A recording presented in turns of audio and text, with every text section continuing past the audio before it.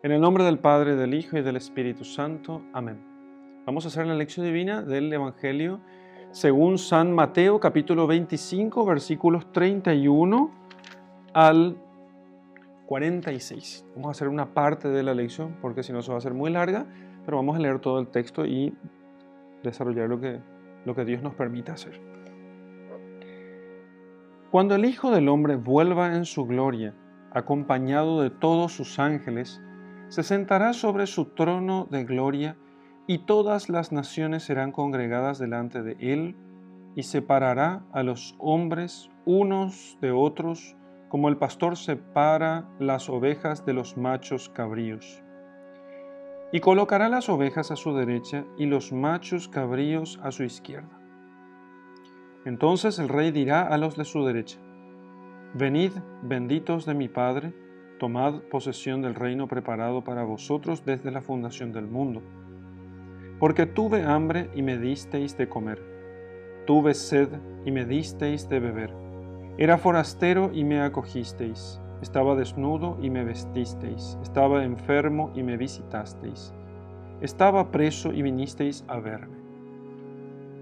Entonces los justos le responderán diciendo: Señor, ¿cuándo te vimos hambriento y te dimos de comer, o sediento y te dimos de beber?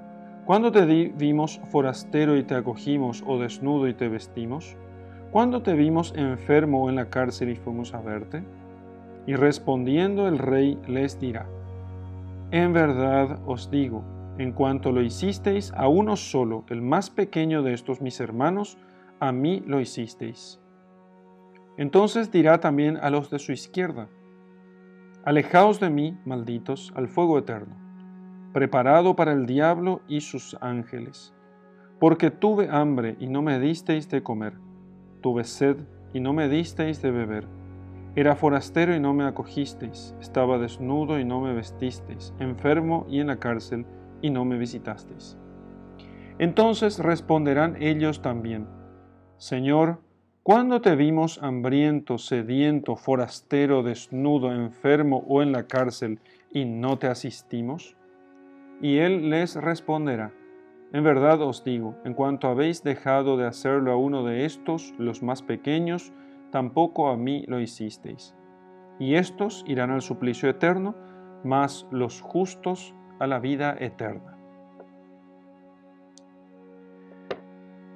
Muy bien.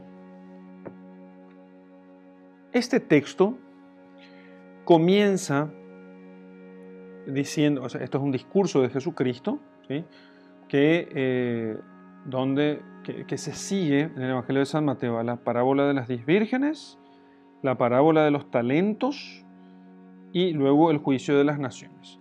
Antes de eso, en el capítulo anterior, velad, velad, porque no sabéis en qué día vendrá vuestro Señor. Estoy haciendo esto simplemente para que se contextualice el texto. Antes está el de la higuera, aprender de la higuera, que dependiendo de cómo estén sus ramas, entonces uno ya sabe que llega el tiempo, los signos de los tiempos. Antes la segunda venida de Cristo, antes los falsos profetas y finalmente el principio del capítulo 24, que es titulado Discurso escatológico de Jesús. Y entonces esto está al final, como el juicio de las naciones, al final mismo de todo. Entonces, esta lección divina no va a ser, espero, una clase de escatología, ¿sí? Sino que lo que vamos a hacer es tratar de que este texto nos ilumine. Cuando el Hijo del Hombre vuelva en su gloria, acompañado de todos sus ángeles, se sentará sobre su trono de gloria. Está diciendo entonces que el Hijo del Hombre, que es Él, porque Él habla aquí, siempre habló de sí mismo como del Hijo del Hombre, el Dios hecho hombre, el Hijo de Dios hecho hombre, el Hijo de Dios encarnado, ese es el Hijo del Hombre. Bien, entonces, cuando el Hijo del Hombre vuelva en su gloria, porque el Hijo del Hombre salió de este mundo y sube a los cielos, entonces Él ya está anunciando con esto su retorno, no estará apartado, su presencia encarnada, visible, su presencia visible estará apartada de nosotros. Aún eso no se contrapone a la promesa suya de que estaré con ustedes todos los días hasta el fin de los tiempos. Entonces, cuando el Hijo del Hombre vuelva en su gloria, cuando su presencia humana o su presencia visible vuelva aquí, volverá en su gloria. Esta primera venida fue una venida en humildad, en pequeñez, como un niño, y su segunda venida, su retorno, será en la gloria. Y pone un signo de esa gloria, acompañado de todos sus ángeles, acompañado de sus ángeles. Se sentará sobre su trono de gloria, y todas las naciones serán congregadas delante de él. Parece ser que aquí el trono de gloria, para que él pueda sentarse en ese trono de gloria y congregar a las naciones delante de él, ¿dónde está ese trono de gloria? Parece ser que está en la tierra, o quizá en el cielo. O quizá en ese momento el cielo es como que se acerque en cierto modo, digamos, a la tierra. Y no tenemos que pensar aquí en términos astronómicos. Uno dice, bueno, el cielo no existe porque en realidad lo que vemos es un fondo oscuro y las estrellas no están en ningún lugar. Acá, si nosotros empezamos a hacer esas elucubraciones astronómicas aquí, y no entenderemos las Sagradas Escrituras. Entonces, es bueno que veamos las cosas de un modo simbólico y un poco en clave de cosmología tradicional. Un poco en clave de cosmología tradicional. Dios puede hacer que el cielo entero se enrolle como estos pergaminos y sin ningún problema. Y uno dice, sí, no, pero eso va contra las leyes de la física y demás. El cielo no es un pergamino no es como una cúpula, sino que, miren, nosotros realmente no conocemos todas las leyes del universo. Entonces, nosotros no podemos explicar todas las cosas con las leyes que conocemos hasta ahora, las leyes de la física que conocemos hasta ahora. No podemos nosotros explicar. Entonces, eso puede ir haciéndose más comprensible a lo largo de los siglos. Los siglos, no a lo largo de en una década o dos más. No nos dejemos encandilar por el progreso científico. Entonces, Cristo volverá en su gloria a la tierra, acompañado de todos sus ángeles, se sentará sobre su trono, no dice un trono de gloria, sino sobre su trono de gloria, a gobernar sobre todos. Entonces es un trono que le pertenece a él, es su trono. Porque todo poder me ha sido dado en el cielo y en la tierra, ha dicho Jesucristo antes de su ascensión a sus apóstoles. Y serán congregadas ¿por quién? Por los ángeles, nos dice el Apocalipsis. Serán congregados delante de él todas las naciones. Y cuando dice todas las naciones, no está refiriéndose aquí solamente a todos los cristianos, sino todas las naciones. Cristianos y no cristianos. Cristo se sienta en su trono de gloria y Él es rey de todos, cristianos y no cristianos. Él es el Señor de todas las cosas. Congregados delante de Él, y entonces separará a los hombres unos de otros, como el pastor separará las ovejas de los machos cabríos. Como el pastor separa, mejor dicho, las ovejas de los machos cabríos. Separa. Dice que separa a los hombres unos de otros. Unos de otros. Hombres unos de otros. O sea, aquí no hay lazos familiares. Aquí no hay lazos de amistad. No existen lazos lazos nacionales, digamos así. O lazos de la patria, ¿no? Ningún lazo aquí podrá unir a los hombres unos con otros. Separará a los hombres unos de otros, como el pastor separa las ovejas de los machos cabríos.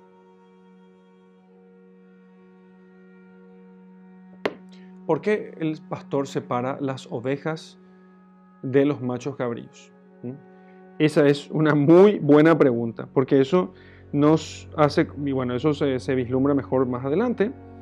Las ovejas son mucho más, las ovejas son mansas, los machos cabríos no. Fundamentalmente eso, por eso la oveja es el símbolo de Cristo, el cordero inmolado, el manso cordero. Y aquí las ovejas son como, son siempre símbolo de mansedumbre. ¿Mansedumbre ante quién? Mansedumbre ante Dios, fundamentalmente, que se hizo visible en la mansedumbre del cristiano delante del mundo. Pero sobre todo una mansedumbre delante de Dios. Es totalmente lo opuesto de la serpiente que levanta la cabeza ante su creador y se abalanza sobre el calcañar de la descendencia de la mujer, de la descendencia o de la mujer, se abalanza sobre su calcañar, pero ella le pisa la cabeza. En cambio, el cordero la oveja es mansa, se deja trasquilar. Y los machos cabríos no son así. No son así. Al contrario, están cargados de violencia y de violencia y de rebeldía. Así que unos son las ovejas del rebaño del Señor y otras no son las ovejas del rebaño del Señor. Entonces el pastor, Él es el pastor que separa las ovejas de los machos cabríos, y así aquí el Rey universal, que vuelve en su gloria sentado en su trono, rodeado de sus ángeles, habiendo convocado a las naciones, separa unos hombres de otros. Unos hombres de otros. Habrá solamente dos grupos: las ovejas y los machos cabríos. Los miembros del rebaño de Jesucristo y aquellos que no son del rebaño de Jesucristo. Los que se parecen a Jesucristo, porque las ovejas se parecen al cordero inmolado, al manso cordero inmolado, los machos cabríos no. Parecían, porque son ovinos, entonces son de la misma especie, parecen del Señor, pero no lo son. En cambio, estos sí, no solamente se parecen al Señor, sino y son de su rebaño, son mansos como Él, son humildes como Él. Entonces el Rey dirá a los de su derecha: venid, benditos de mi Padre. Venid, venid, venid. Sería bueno que uno repita esta palabra muchas veces. Venid. Sobre todo para hacer el contraste con la otra expresión que dice, cuando le dice el Señor a los demás: alejaos. Venid, alejaos. Eso en la meditación. Venid. Los llama. Venid a mí, benditos de mi Padre. Tomad posesión del reino preparado para vosotros desde la fundación del mundo. Recordemos, ¿sí? Recordemos la cuestión del... recordemos las bienaventuranzas. Recordemos las bienaventuranzas. En las bienaventuranzas el Señor dice que los mansos poseerán la tierra. Y aquí nosotros tenemos a estos que dicen que son como ovejas mansas. Y venid, tomad posesión del reino preparado para vosotros desde la fundación del mundo. Desde la fundación del mundo. ¿Bien? Así que entonces tenemos la conexión allí con las bienaventuranzas. ¿Y por qué desde la fundación del mundo? Y porque desde la fundación del mundo, desde que el mundo ha sido creado, Dios conoce, por su omnisciencia, Él conoce quiénes son los hombres que se salvarán. No entraré, y no es para que nosotros estemos aquí entrando en la cuestión complicadísima de la predestinación, ¿sí? Sin embargo, todo ese tema de la predestinación aquí ciertamente no tiene mucha importancia, porque más adelante el Señor hace consistir el motivo de esta llamada, de esta vocación de estas ovejas, de estos hombres que están del lado de las ovejas, en que ellos ejercitaron la caridad. Entonces no hay predestinación, sino que ellas ejercitaron libremente la caridad. Perdón, digo que no hay predestinación. Lo que estoy queriendo decir es que no es el tema central del texto, aunque nos hace vislumbrar en cierto modo la doctrina de la predestinación aquí cuando él dice que preparado para ustedes desde la fundación del mundo. Y siempre hablo de la predestinación ciertamente en clave católica, no en clave protestante, y calvinista menos, en clave católica. Entonces, venid benditos de mi Padre, tomad posesión del reino preparado para vosotros desde la fundación del mundo. ¿Por qué desde la fundación del mundo? Porque simplemente era la intención de Dios. La intención de Dios es que el reino de Dios, en su reino, Él tuviese hombres que se sometieran para ser felices y completos, para ser perfectos, se sometieran como ovejas ante Dios que fuera como su pastor. Pero la rebelión de los hombres contra Dios hizo que aquel reino quedara vedado. ¿Qué pasó después del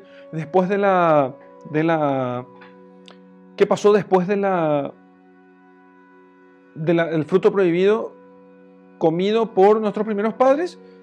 Se les expulsó y quedaron fuera del paraíso.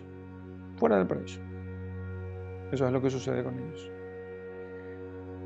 Entonces, aquel paraíso perdido, el paraíso perdido, del cual hablan muchos autores en la literatura, ese es el paraíso. ¿A quién se dará ese paraíso perdido? No será a los que simplemente buscan la verdad, o buscan la sabiduría, o buscan el conocimiento.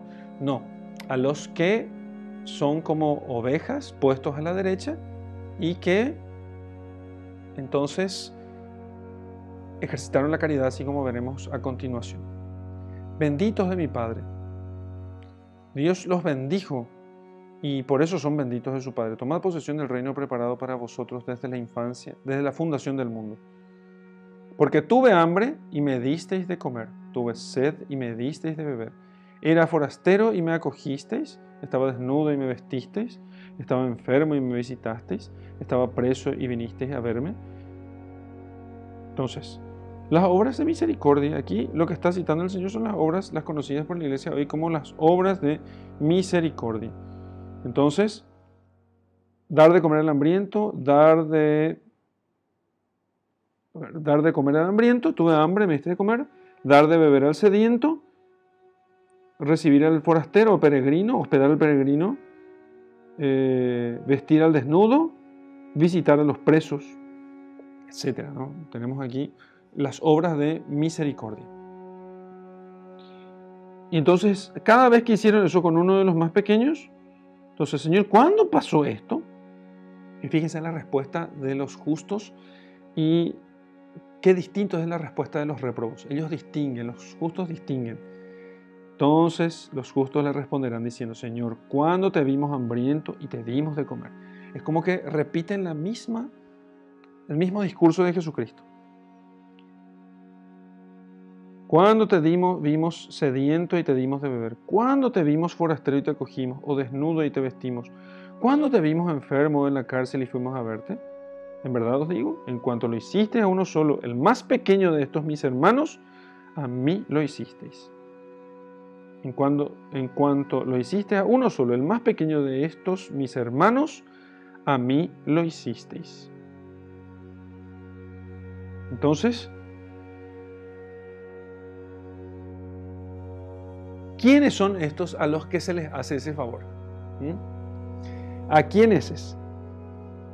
Estos, dice, en verdad os digo, en cuanto lo hicisteis a uno solo, el más pequeño de estos mis hermanos, a mí lo hicisteis.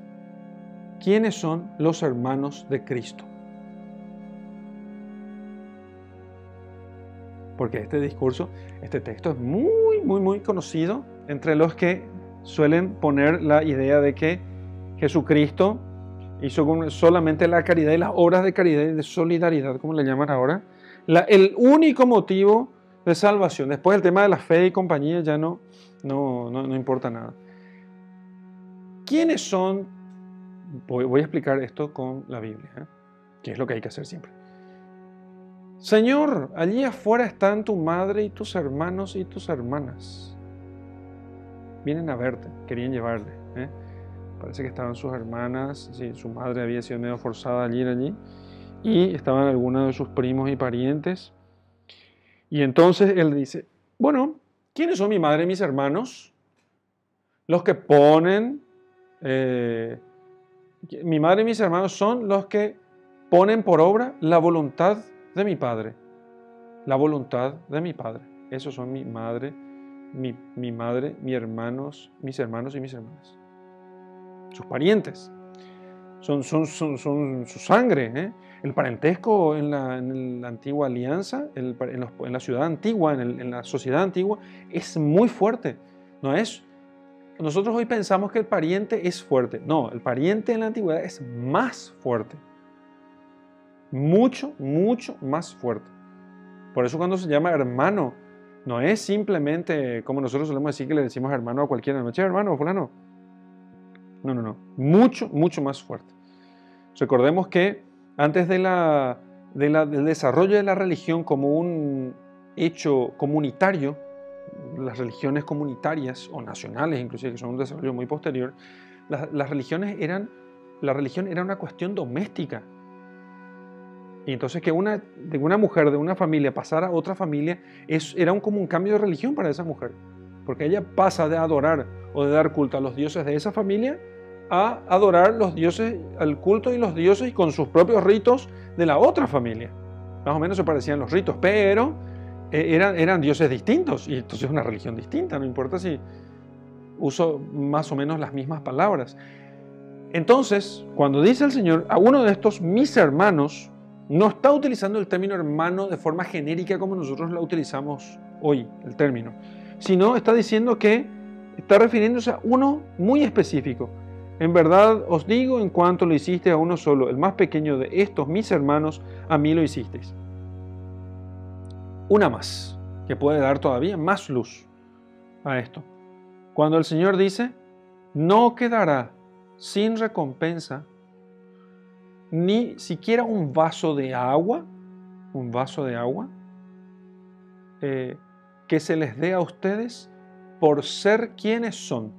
Le está diciendo a sus apóstoles alrededor de una de las misiones o de uno de los envíos misioneros que les hizo a sus apóstoles. No quedará sin recompensa un solo vaso de agua que se les dé a ustedes por ser quienes son. ¿Y quiénes son ustedes? Hermanos de Jesucristo, discípulos suyos, los que ponen por obra la voluntad del Padre, porque la voluntad del Padre es que, la voluntad de Dios es que los hombres escuchen a Jesucristo, ¿sí? Lo reciban como hijo de Dios y pongan por obra sus palabras, o sea, y que acepten sus palabras, y que la reciban, que crean en ella. Entonces, esta es, digamos así, es la doctrina divinamente admirable del cuerpo místico. Es el cuerpo místico aquí. El cuerpo místico. Podríamos decir de otro modo, en cuanto lo hiciste a uno solo, el más pequeño de los miembros de la iglesia, a mí me lo hicisteis. Me servisteis a mí. Me servisteis a mí. Toda vez que sirvieron a un miembro de la iglesia, a un bautizado, allí a mí me lo hiciste. Eso no se refiere a los paganos. Se refiere, digamos, no se refiere simplemente a los paganos, se refiere aquí a los cristianos también, que sirven a otros cristianos. Y a veces a nosotros nos pasa que somos muy amables con lo que haya, amables con los musulmanes y con los judíos y con los protestantes, y damos besos y pitos y flautas y nos abrazamos todos, pero entre cristianos nos mordemos. Entre cristianos nos mordemos. Y sin embargo, por esta doctrina del cuerpo místico, servir a los hermanos, a otros que son hermanos de Jesucristo, es servir a Jesucristo. Servir a Jesucristo. Pero también otra cosa, no olvidemos las penurias y trabajos de los misioneros por el reino de los cielos, que pasaron justamente hambre, sed, que estuvieron peregrinos, porque visitando unos y otros pueblos, que estuvieron desnudos, que estuvieron enfermos y presos. Estuve en mis apóstoles. En mis apóstoles pasé hambre, sed, desnudez, fui forastero, estuve enfermo y preso. Justamente. Lo que hicisteis por el más pequeño de estos mis hermanos, a mí me lo hicisteis. Así que, ciertamente, podríamos decir nosotros que al servir al prójimo, al necesitado, ¿nosotros estamos cumpliendo con esto? Sí. Pero en el contexto de las Escrituras, lo más probable es que primariamente el Señor se está refiriendo justamente a sus apóstoles, a sus predicadores, a sus misioneros, a sus enviados, a todos aquellos que salieron a predicar el Evangelio y que sufrieron todas estas penurias por el Evangelio. Todas estas penurias por el Evangelio. Por eso va a convocar a todas las naciones. Y entonces va a decir, ustedes, todas las naciones, ¿han recibido ustedes a mis misioneros? No hay misionero que no haya pasado por esto. Por hambre, sed, desnudez, por peregrinaciones yendo y viniendo, a veces perseguidos por unos y otros. Entonces, claro, los tipos están peregrinando todo el tiempo, huyendo a veces, haciendo largos viajes, que no hayan padecido enfermedades, cansancio, justamente por los grandes trabajos que significa todo aquello. Y finalmente, que no hayan estado presos. No me recibisteis. Podría decir el Señor, ¿cuándo nosotros te vimos misionero? Y sin embargo, los otros, el Señor les dice, bueno, alejaos de mí, al fuego eterno. Porque me presenté como misionero delante de ustedes, hice todo aquello, estuve así, con hambre, con sed, con desnudez, y ustedes no me hicieron caso. Y entonces le responden esto, y Señor, ¿cuándo te vimos? Fíjense la respuesta distinta. Hambriento, sediento, forastero, desnudo, enfermo en la cárcel, ¿no te asistimos? Les da igual, ellos no hicieron ninguna distinción entre estas cosas. No, pusieron todo en una sola bolsa. Por la falta de caridad justamente que tenían, por falta de amor. La caridad es amor a Dios y amor al prójimo. En verdad os digo, en cuanto habéis dejado de hacerlo a uno de estos, los más pequeños, estos que son los más pequeños, tampoco a mí lo hicisteis. Y ni siquiera, no solamente les digo que ustedes no lo hicieron a estos misioneros que vivieron y que pasaron estas penurias, tampoco se lo hicieron a aquellos pobres menesterosos que los tienen entre ustedes. Y estos irán al suplicio eterno, mas los justos a la vida eterna.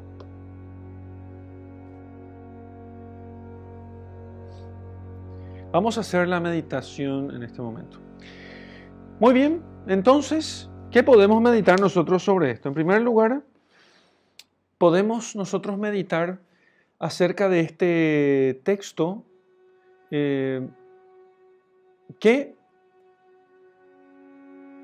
acerca de las obras de caridad que nosotros, cuando nosotros hemos respondido a aquellos que necesitan en una de estas cosas. Eso es lo más fácil y de hecho ese detalle no lo podemos perder.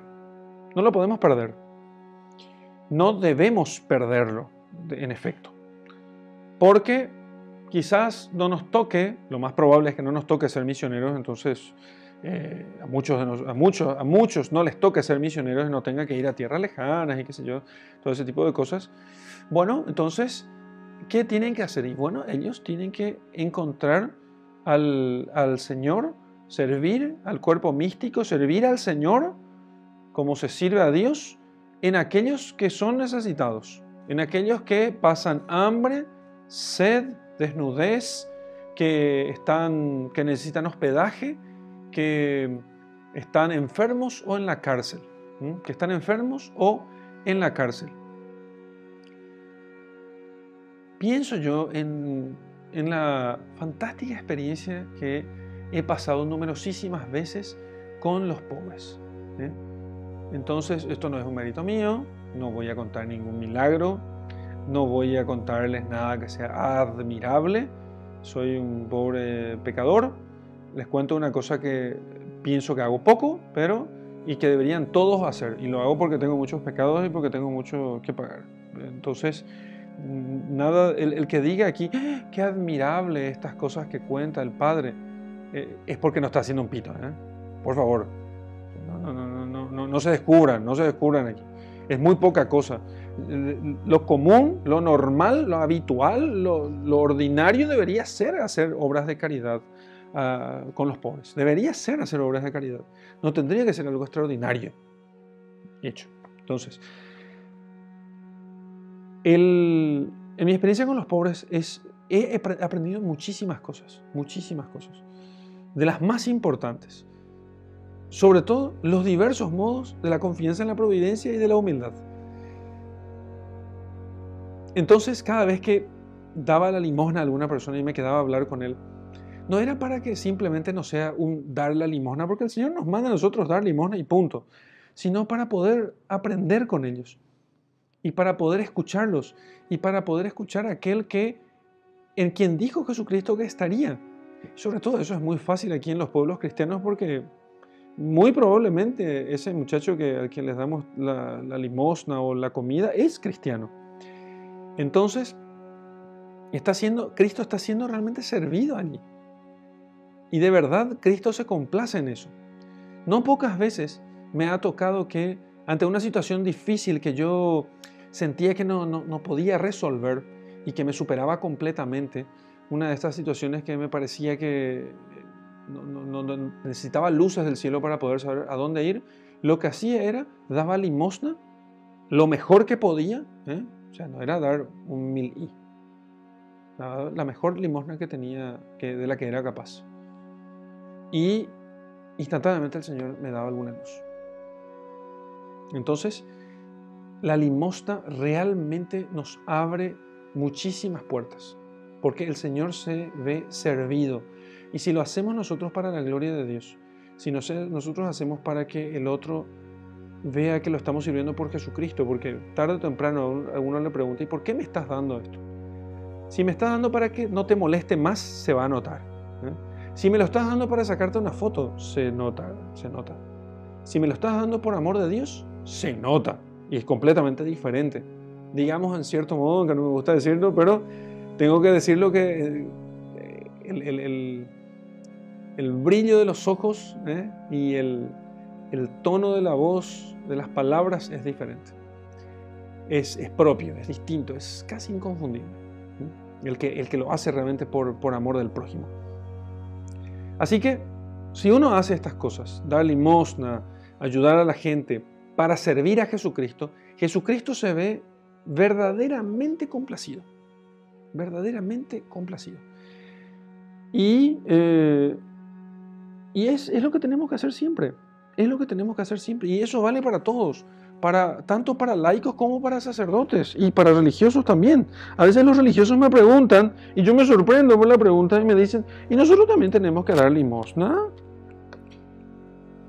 Yo le digo, pero obvio, salvo que seas un franciscano hipermendicante y no tengas un centavo partido. Pero no es el caso común de todos. Generalmente los religiosos reciben donaciones, estipendios, aportes de la gente. Toma esto para tu platita aquí y allá. Y te quiero decir una cosa, buena parte de ese dinero que no lo necesitas es para limosnas. Al religioso estoy diciendo, ¿no? Y el sacerdote también. ¿Das limosnas? Los sacerdotes son los que menos dan limosnas a veces. Los que menos dan limosnas porque dicen, yo ya di mi vida a Jesucristo. No. Diste tu vida a Jesucristo a título de otra cosa. A título de otra cosa. Eso es distinto. Aquí la limosna es para otra cosa.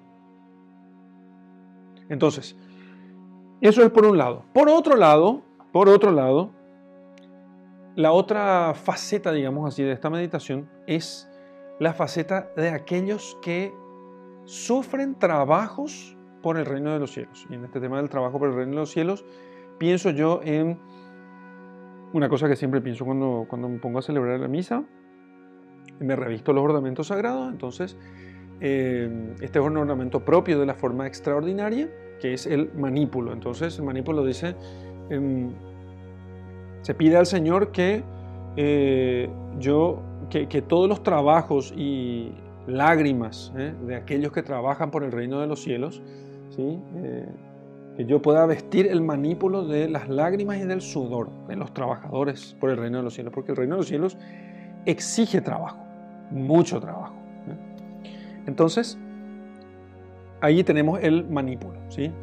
Y trabajar por el reino de los cielos, ya sea, ¿sí?, desde lo más básico que es aprender a hacer oración, porque también el que aprende a hacer oración tiene que empezar por allí, como el misionero que se va a tierras de paganos, y conozco muchos personalmente, amigos personales míos, que tienen que trabajar y llorar mucho allí para poder anunciar el evangelio entre pueblos que no creen en Cristo. Entonces todos tienen que pasar todas estas cosas, ¿sí? Hambre, sed. ¿Acaso no ayunás? Cuando ayunás pasas hambre y sed. Desnudez, cuando nos despojamos de algo para poder dar a otros, ¿sí? ¿Cuáles son las otras cosas? Hambre, sed, desnudez, enfermedad, cárcel o ser forasteros. Ser forasteros cuando nosotros tenemos que enfrentarnos, nosotros nos sentimos como fuera de este mundo. Eso es uno, o los misioneros que tienen que ir lejos de su casa, o el religioso que tiene que ir lejos de su casa, o cuando estamos enfermos, o cuando estamos presos. Y bueno, la prisión es la última prueba, la pérdida de la libertad por el nombre de Jesucristo, la última prueba, eso es lo último. Y sin embargo tenemos que estar dispuestos nosotros a eso, inclusive por el reino de los cielos. Y entonces, aquellos que en esos momentos de dificultad, en esos momentos de dolor y de lágrimas, ellos vean en el motivo por el cual nosotros sufrimos todas estas cosas, un motivo, el motivo de la fe, esos se salvarán. Esos justamente son los que se salvarán. Entonces, no tengamos miedo de pasar dolores y lágrimas, sangre, sudor y lágrimas, por el Evangelio y por el reino de los cielos. Porque nosotros pasaremos justamente a ser carne de Jesucristo. Imagínense, carne de Jesucristo. Jesucristo sufre en la cruz, sufre los trabajos por el reino de los cielos, y entonces Él nos hace participar a nosotros para que nosotros seamos carne de Jesucristo, pasando hambre por Jesucristo, sed por Jesucristo, ser forasteros por Jesucristo. Eso es lo que procuramos hacer cada vez que vamos de peregrinación, por ejemplo, ¿no? Ser forasteros por Jesucristo. Enfermarnos por Jesucristo, ¿sí? Siempre me falta uno, soy malo con las... Padecer desnudez o pobreza por Jesucristo, enfermarnos por Jesucristo y quedar presos, o perder la libertad, ser perseguidos por Jesucristo. Y entonces pasamos a ser nosotros la carne de Jesucristo. La carne de Jesucristo. Los santos, un San Pío de Pietrelcina, pero tampoco según su modo y su grado propio, los otros santos también eran carne de Jesucristo. Por eso nosotros, en razón de estas cosas, tenemos sus reliquias, besamos sus reliquias, las veneramos, nos arrodillamos delante de ellas, no por ellas, sino porque son la carne de Jesucristo. Esos santos son la carne de Jesucristo. Esos santos son la carne de Jesucristo. ¿Cómo nos hacemos carne de Jesucristo? Padeciendo todo esto por Jesucristo. Y entonces, preguntémonos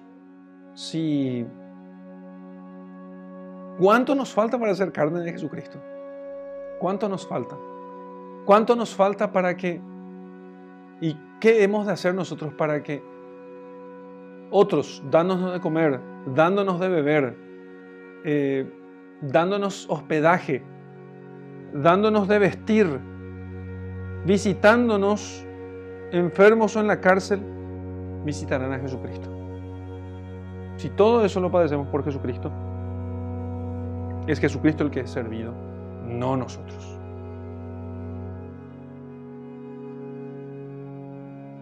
Vamos a hacer oración sobre el texto que acabamos de meditar. Te pedimos, Señor, que nos hagas tu carne. Nos has enviado a todas las naciones para que prediquemos tus obras, tu alabanza, para que llamemos a los pueblos a ser parte de tu reino. Ese reino que quieres que un día, del cual quieres que un día tomemos nosotros posesión. Por eso, Señor, conviértenos en tu carne, conviértenos en parte de ti. Haznos, Señor, Señor, que tengamos cada vez más conciencia de la realidad de que somos parte de tu cuerpo místico y que no nos apartemos de ese cuerpo místico por culpa del pecado. Y si nos apartamos, que pronto nos arrepintamos y volvamos a ti. Pero de tal modo que ya no vivamos nosotros, sino que seas tú, Señor, quien vivas en nosotros. Seas tú, Señor, quien vivas de tal modo que entonces seamos tu carne, seamos tu cuerpo. Y entonces todo aquel que haga algo con nosotros, por ser quienes somos, por ser tus hijos, por ser tus discípulos, por ser tus misioneros, ese te lo haga a ti. Gloria al Padre, y al Hijo, y al Espíritu Santo, como era en el principio, ahora y siempre, y por los siglos de los siglos. Amén.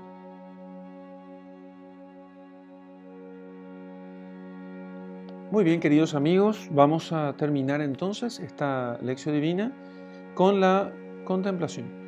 Y pongo dos opciones de contemplación para poder hacerlas en dos oportunidades distintas.